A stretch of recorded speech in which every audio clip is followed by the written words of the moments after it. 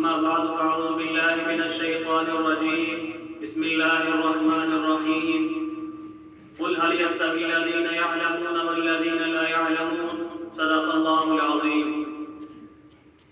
السلام علیکم ورحمۃ اللہ وبرکاتہ۔ آج میں جس موضوع پر کچھ گفتگو کرنے کا اعزاز حاصل کر رہا ہوں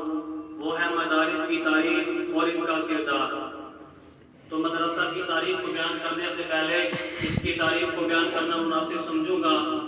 تو مفکر اسلام حضرت مفتی محمود رحمہ اللہ فرماتے ہیں کہ مدرسہ کسی بلڈنگ، کسی عمارت، کسی چار دیواری کا نام نہیں، بلکہ مدرسہ نام ہے استاد، شاگرد اور کتاب اور ان کے درمیان تعلق کا۔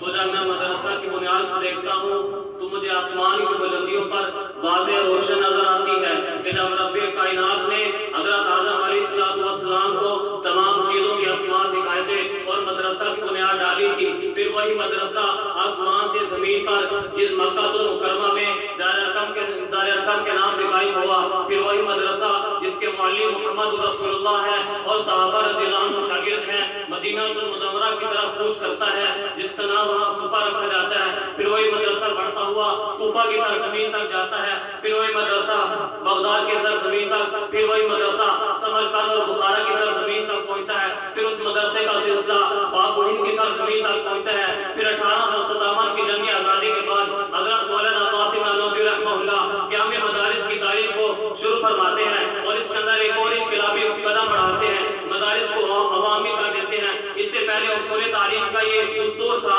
کہ جاگیردار لوگ، نواب لوگ اپنی زیر نگرانی میں علماء کو بلاتے تھے، وہاں مدارس قائم کرواتے تھے اور ان کے اندر صرف انہیں طلباء کو پڑھنے کی اجازت ہوا کرتی تھی کہ جن کو وہ اجازت دیتے تھے، اس کے علاوہ اور کوئی طالب علم وہاں پڑھ نہیں سکتا تھا۔ تو مولانا نے ان کے ہاتھوں سے مدارس کو نکال کر ہر مسلمان کے لیے عام کر دیا۔ مولانا کے احسان عظیم یہ امت کبھی بھلا نہیں سکتی۔ اور دوسری بات کہ مدارس کا کردار کیا ہے، آپ صاحب علم، صاحب بصیرت لوگ ہیں، فیصلہ آپ کے ہاتھ میں ہے، دین کو باقی رکھنے میں انہیں مدارس کا کردار ہے، یہ اسلام کے مضبوط کے لیے ہے۔ جب بھی اسلام کی سرحدوں پر حملہ ہوا تو میدان میں اترنے والے یہی مدارس کے لوگ ہیں، جب بھی اسلام کی حقانیت پر کفر اور شرک کے پردے ڈالیں گے تو انہیں میرے اساتذہ نے میدان میں اترے اور قال قال رسول اللہ پڑھنے پڑھانے والوں نے دفاع کیا۔ آپ مجھے خود بتائیے الہ کلمۃ اللہ کی خاطر اور خلق قرآن کے مسئلے کے اوپر ایک ایک وقت میں 100 کوڑے کھانے والا امام احمد بن حنبل کون تھا؟ جابر اور ظالم حکمرانوں کو ڈنکے کی چوٹ پر لگانے کی خاطر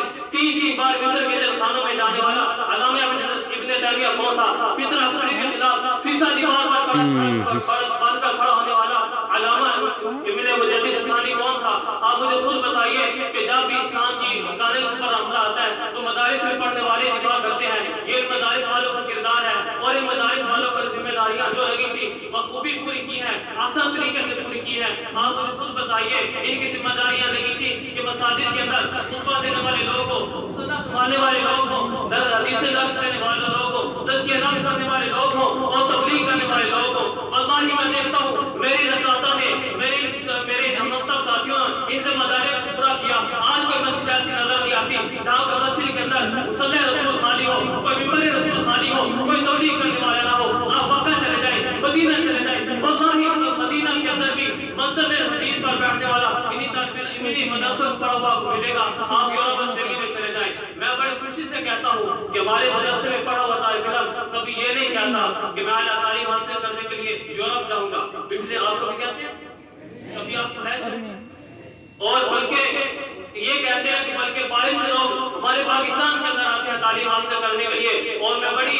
رنجش سے کہنا چاہوں گا، حکومت وقت نے کہا تھا ہم آپ کے بچوں کو پروفیسر بنائیں گے، انجینئر بنائیں گے، بلکہ جب ان کی تعلیم کا حال دیکھتا ہوں تو وہ کہتے ہیں ہم اچھا پروفیسر بننے کے لیے یورپ جائیں گے، اٹلی جائیں گے، یہ ان کی تعلیم کا حال ہے۔ اور آخر میں علامہ اقبال کا ایک جملہ نقل کر کے اجازت چاہوں گا، وہ فرماتے ہیں ان دینی مدارس کو اور ان علماء اور درویشوں کو اس حالت پر رہنے دو، اگر آپ نے کوئی اس حالت میں نہ رہنے دیا تو جانتے ہو کیا ہوگا؟ وہی ہوگا جو میں اندرس کے اندر دیکھ رہا ہوں۔ 800 سال مسلمانوں کو حکومت کرنے کے باوجود آج اسلامی تہذیب کا وہاں انشاء نظر نہیں آتا ہے۔ آگر اور دہلی کے اندر سوائے منظر کشی کے علاوہ کچھ اور نظر نہیں آتا ہے۔